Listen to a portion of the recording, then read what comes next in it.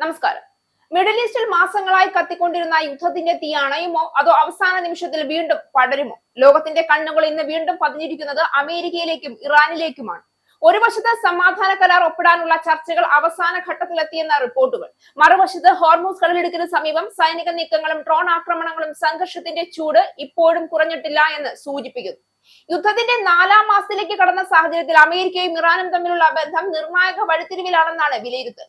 സമാധാനത്തിനുള്ള വാതിൽ തുറക്കാൻ ഇരു രാജ്യങ്ങളും തയ്യാറെടുക്കുന്നുവെന്ന സൂചനകൾ പുറത്തുവരുമ്പോഴും ആ കരാറിന്റെ വ്യവസ്ഥകളെ ചൊല്ലി ഇപ്പോഴും ഭിന്നാഭിപ്രായങ്ങൾ നിലനിൽക്കുകയാണ്. ആണവ പദ്ധതികൾ, ഹോർമൂസ് കടലിടുക്കിന്റെ നിയന്ത്രണം, ഉപരോധങ്ങൾ, പ്രാദേശിക സുരക്ഷ എല്ലാം ചർച്ചാമേശയിലെ പ്രധാന വിഷയങ്ങളാണ്.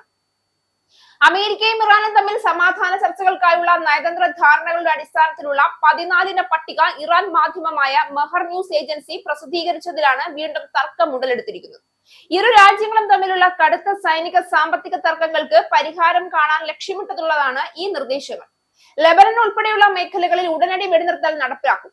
ഇറാന്റെ ആഭ്യന്തര വിഷയങ്ങളിൽ അമേരിക്ക ഇടപെടില്ല. ഇറാന്റെ അതിർത്തി പരിധികളിൽ നിന്ന് അമേരിക്കൻ സേനയെ പിൻവലിക്കണം എന്നിവയാണ് ധാരണാ പട്ടികയിലെ പ്രധാന കാര്യങ്ങളെന്നാണ് മെഹർ ന്യൂസ് ഏജൻസി റിപ്പോർട്ട് ചെയ്തത്. ഇറാനെ വലിയ സാമ്പത്തിക പ്രതിസന്ധിയിലാക്കിയ നാവിക ഉപരോധവും എണ്ണ ഉപരോധവും 30 ദിവസത്തിനുള്ളിൽ അമേരിക്ക നീക്കം ചെയ്യുമെന്നും ഇതിൽ വ്യക്തമാക്കുന്നുണ്ട്. പകരമായി തന്ത്രപ്രധാനമായ ഹോർമൂസ് കടലിടുക്ക് 30 ദിവസത്തിനകം തുറന്നു കൊടുക്കാൻ ഇറാനും സമ്മതിച്ചിട്ടുണ്ടെന്നും മാധ്യമ റിപ്പോർട്ടിൽ പറയുന്നു. ഇറാന്റെ പുനർനിർമ്മാണത്തിനായി അമേരിക്കയും സഖ്യകക്ഷികളും $30,000 കോടി നൽകണമെന്നും ഇതിനോടകം മരവിപ്പിച്ചു നിർത്തിയിരിക്കുന്ന ഇറാന്റെ $2,400 കോടി ഫണ്ട് ഉടൻ വിട്ടു നൽകണമെന്നും പട്ടികയിലുണ്ട്. ഈ ഫണ്ടിന്റെ പകുതിയെങ്കിലും നൽകിയാൽ മാത്രമേ തുടർ ചർച്ചകൾ ഉണ്ടാകൂ എന്നാണ് ഇറാന്റെ നിലപാട്. ആഗോളതലത്തിൽ ആശങ്കയുയർത്തുന്ന ആണവ വിഷയത്തിൽ അന്തിമ കരാറിലെത്താൻ 60 ദിവസത്തെ ചർച്ചകൾ നടത്തുമെന്നും ഇറാൻ ആണവായുധം നിർമ്മിക്കില്ല എന്നും ആണവ നിർവ്യാപന കരാറിലേക്ക് വീണ്ടും മടങ്ങിയെത്തുമെന്നും നിർദ്ദേശമുണ്ട്. ഇനി 14 നിർദ്ദേശങ്ങൾ എന്തൊക്കെയാണെന്ന് നോക്കാം. ലെബനൻ ഉൾപ്പെടെ വെടിനിർത്തൽ. ഇറാന്റെ ആഭ്യന്തര വിഷയങ്ങളിൽ അമേരിക്ക ഇടപെടില്ല. നാവിക ഉപരോധം 30 ദിവസത്തിനുള്ളിൽ നീക്കണം. ഇറാന്റെ പരിധികളിൽ നിന്ന് സേനയെ അമേരിക്ക പിൻവലിക്കണം.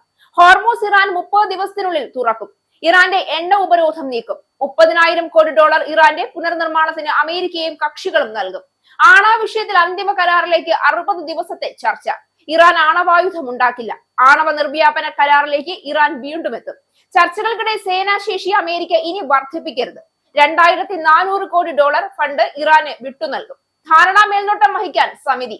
അന്തിമ കരാറിന് UN സുരക്ഷാ കൗൺസിൽ അംഗീകാരം വേണം. ഇറാന്റെ ഫണ്ട് പകുതിയെങ്കിലും നൽകിയാൽ മാത്രം തുടർന്ന് ചർച്ച. യുദ്ധത്തിൽ നിന്ന് സമാധാനത്തിലേക്കുള്ള ഈ യാത്ര യാഥാർത്ഥ്യമാകുമോ? ലോകത്തെ നടുക്കിയ സംഘർഷത്തിന് വിരാമമാകുമോ? അതോ പുതിയ പ്രതിസന്ധികളിലേക്കുള്ള മറ്റൊരു തുടക്കമാണോ ഇത്? അമേരിക്ക ഇറാൻ ബന്ധത്തിന്റെ ഏറ്റവും നിർണായകമായ മണിക്കൂറുകളിലൂടെ കടന്നു പോകുന്ന ഈ നിമിഷങ്ങളിൽ ജാഗ്രതയോടെ, പ്രതീക്ഷയോടെ കാത്തിരിക്കുകയാണ് ലോകം.